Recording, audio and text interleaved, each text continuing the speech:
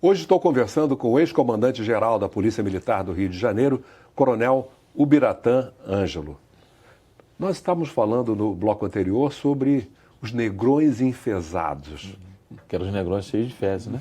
Então, precisava de alguém que tivesse capacidade de intervir naquilo, pudesse entender o dialeto falado e a cultura, principalmente a cultura que estava ali. Então, isso nos dá essa primeira ilação. A outra coisa, existe um quadro no Museu da Polícia Militar que ele retrata as fardas da polícia. Quando tem uma das fardas, de 1824, você percebe ali que está lá o oficial, o sargento, etc.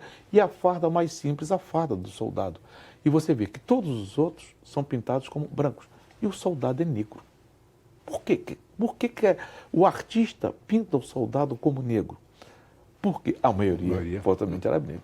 Em 1853, você tem um documento que nos traz que era muito comum acontecer, eles fugiam e ingressavam na polícia. Eles ingressavam na polícia. Porque o sistema de seleção não era um sistema de seleção, né?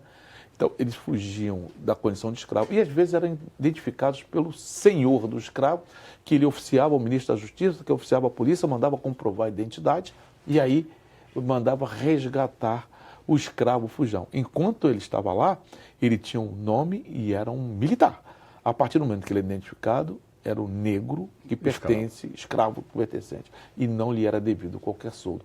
Então você percebe que tem um DNA na polícia de controle, sim, concordo plenamente, porque todas as polícias só foram feitas para controlar a sociedade, encaixar no sentido de ordem pública, e quem determina a ordem é o poder dominante. Mas nós temos aí uma pergunta que eu não sei responder.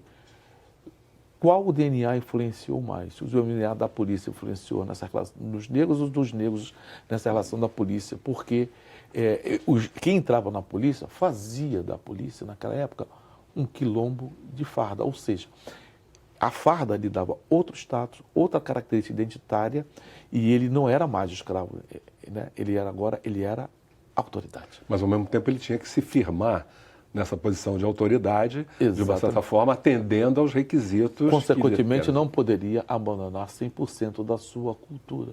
Ele ficava ali no meio. Exatamente. Era uma relação que veio passando de uma forma intergeracional. Até hoje, então, a gente percebe, pelo menos pelo nosso olhar, a grande presença de negros entre as praças da Polícia Militar e uma presença significativa entre os oficiais. Ao mesmo tempo, a gente tem,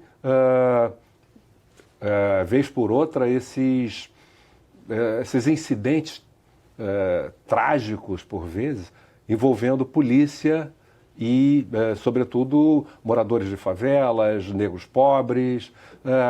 Como é que se dá essa contradição? Essa contradição, ela é universal. Ela vai acontecer em qualquer lugar do mundo. Mas aqui ela fica muito claro, muito claro.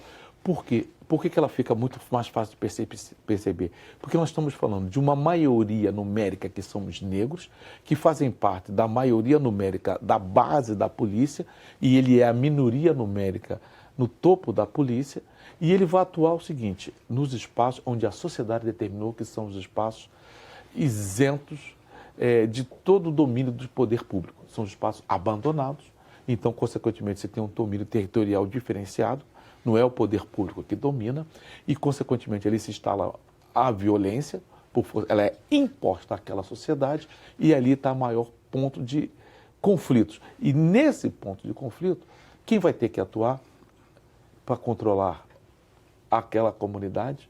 Não na comunidade, no sentido da sociedade, mas quem gera a violência naquela comunidade. Você vai repetir o mesmo fenômeno do passo. Né? Você vai ter que colocar. Então, quem é o seu mercado, o seu capital humano que atua? São os policiais. E é interessante, nós temos nesses espaços, os espaços quando você coloca. Quando a gente percebeu assim, a alocação das UPPs, ela traz uma consequência que é fenomenal e, ao mesmo tempo, triste. A UPP, ela reduziu o número de homicídios no Rio de Janeiro. Como? Porque a UPP não estava espalhada, ela estava sempre em áreas conflagradas. Esses espaços são os espaços onde as pessoas mais morriam por violência. Né? Então, quando você colocava a UPP, você interrompia o fenômeno do confronto intercriminoso ou confronto entre polícia e criminosos. Por quê? Não tinha invasão, porque o PP estava ali. Não precisava uma mega operação, porque o PP estava ali. E se o PP está ali, eu não preciso estar usando armas poderosas. Eu vou manter o meu mercado, no linguajar que todos vão entender, no sapatinho. Vou vender aqui nos tickets, escondidinho, ou fingindo que estou escondido, aquele fenômeno cultural. Então você acaba com a violência naquele espaço. Quando você interrompe em alguns espaços, você vê que o Estado cai, o índice do Estado cai, o que significa o seguinte, que fica cientificamente comprovado que você tem o local onde as pessoas podem morrer. Quem está naquele espaço? Quem está naquele espaço tem dois tipos de pessoas. É o pobre, que é negro, e o policial, que atua lá. E a base da polícia é pobre e negra. Então você tem esses dois tipos em lados diferenciados. Então é o homem, por isso você tem esse nosso índice de homem, jovem, negro e pobre, que compõem o perfil da vítima do homicídio. Essa tem uma grande explicação, e eles morrem onde? Naqueles locais. Nós temos aqui a fala da polícia que mais mata, da polícia que mais morre. O índice de homicídios contra policiais é altíssimo. E todo o trabalho feito pela polícia para reduzir sempre resultou trouxe um resultado razoável em cima do policial de serviço. Por quê? Porque você controla, que você oferece equipamento protetivo, ele está na tática, está na operação, se você reduz a operação, reduz o confronto. Então você tem um controle. O do policial de folga, ou eu chamo de não de serviço, porque nós tivemos um fenômeno que aumentou o número de policiais inativos, andando armado e morrendo em latrocínio, etc., o comando da polícia não tinha controle sobre eles. No ano passado fizeram uma coisa seguinte, já que nós sabemos onde eles estão morrendo, nós sabemos como eles estão morrendo, e são identificados como policiais porque estão armados, porque eles estão transitando, vamos fazer operações nesses pontos. Você sabe o que aconteceu no ano passado, 2018? A polícia teve uma queda grande de policiais vitimados, mas de folga. E não o de serviço. De serviço era de um ano para o outro, era de 28 e veio para 25. Dos outros, o número foi de quase 40%, mais de 40% de queda. Por quê? Porque ela interveio nos espaços. Foi uma operação, um programa chamado Percurso Seguro. Esse percurso foi pensado pela lógica da morte dos policiais. E ele intervém também na morte das pessoas que habitam aquele espaço. Ou seja, até hoje a gente tem tentado resolver. Foi uma solução dada pela polícia, com vista ao seu efetivo, pelo enfrentamento, pela apreensão feita pela presença bélica, porque a resposta criminosa ela é muito forte, covarde e violenta. Mas tudo isso não seria fruto, então, de uma política que não é criada pela polícia, por uma política de segurança cheia de equívocos? Por exemplo, a luta contra o tráfico, que na verdade acaba alimentando esse próprio tráfico, como o Jorge da Silva nos mostra numa comparação com a lei seca nos Estados Unidos. A lei seca, o que é que ela fez? Ela reforçou a máfia. E, além disso, ela criou uma burocracia de Estado que precisava se manter. Exatamente. E a interrupção daquilo se deu pelo controle do fisco, o controle tributário. O grande herói, pelo menos, que aparece para a população, para a sociedade universal, Elliot Ness, que não era policial. Ele era fiscal do Tesouro. Então, olha só. Os intocáveis. Os intocáveis, ele era fiscal, ele tinha o apoio da polícia, mas ele não era policial de ordem pública, ele é policial de poder de polícia de tributação. Então ele vai lá e mexe aonde? Eles chamam lá de law enforcement, de qualquer maneira. Sim. Mas, mas exatamente essa é a lógica. A gente trabalha, o enfrentamento ele é necessário. Infelizmente ele é necessário, mas ele não deveria ser o carro-chefe. Como não foi o dos intocáveis. Ele teve, mas o carro-chefe era... Há momentos em que ele é absolutamente necessário. Exatamente. Mas ele não pode ser o objetivo. Ele não pode ser o carro-chefe. Exato. Ele não pode ser o objetivo. Então, o que acontece? Quando você enfrenta o tráfico de droga por essa lógica, você não enfrenta. Porque esses espaços não produzem drogas. As drogas chegam até ali. Eles não produzem armas, as armas chegam até ali. Eles não produzem munição, a munição chega até ali. Então você está combatendo a ponta. Então você não está interrompendo o mercado. E esse mercado, a cada ataque da polícia, ele aquece. Porque vai ter que ser reposto. Inclusive o mercado de capital humano. Então você tem uma economia disruptiva ilegal nesse espaço, gerando crime e violência.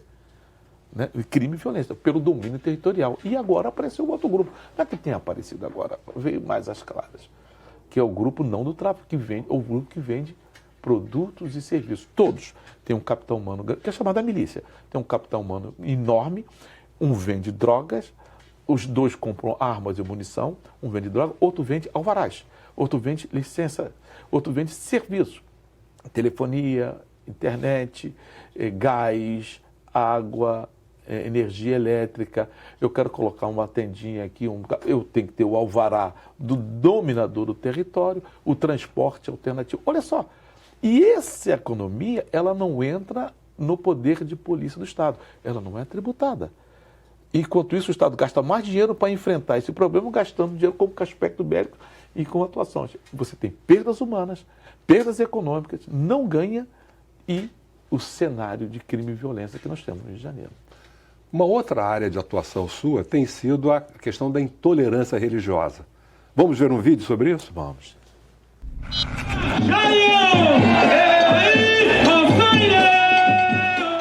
Estamos na 10ª caminhada pela liberdade religiosa, que começou no movimento contra a intolerância religiosa. Fui convidado pelo Ivani em 2008, quando eu estava saindo do comando da polícia para participar, por saber o que estava acontecendo. A intolerância chegando aos terreiros de matriz africana, gerando violência contra o sagrado e violência contra a pessoa, pessoas morrendo. E de lá para cá não parou, embora o movimento tenha crescido. É necessário que muitas pessoas se unam. E aí a estratégia foi unir as diversas religiões, para que não seja uma manifestação discriminatória, mas uma manifestação que junte as pessoas, independentemente de sua religião. Todos têm uma coisa em comum, que é a fé. E é essa fé que move esse povo aqui na orla de Copacabana, que move as ações e que forçam as políticas públicas e a conscientização da sociedade. Eu não abro mão. Eu entrei na caminhada, entrei no movimento como cidadão, depois recebi a responsabilidade de representar a grande loja maçônica do estado do Rio de Janeiro, né, como maçom que sou, por ordem do grão-mestre, continuo com esse mistério e com a experiência minha de polícia.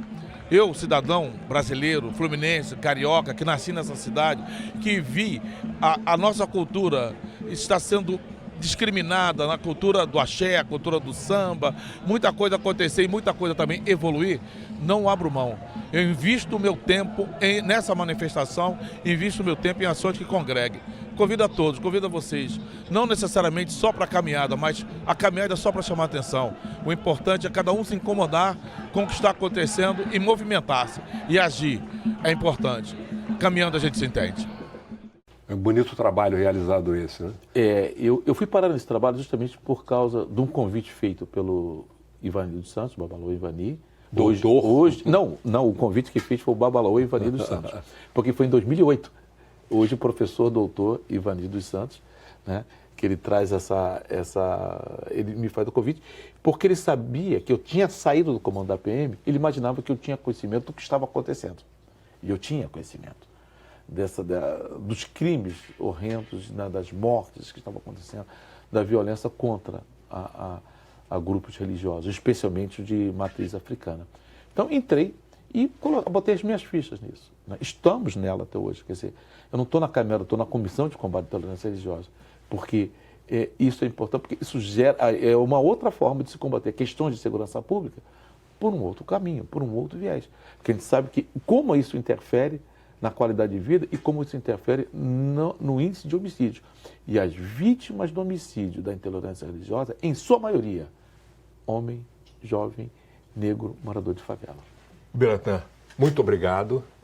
Muito obrigado por essa aula que você nos deu a respeito dessas questões de segurança e como elas estão, de uma certa forma, ligadas a todos os problemas da sociedade brasileira, toda essa história da sociedade brasileira. Muito obrigado. Muito obrigado, meu irmão. Obrigado por isso. Eu conversei com o ex-comandante-geral da Polícia Militar, Coronel Ubiratã Ângelo.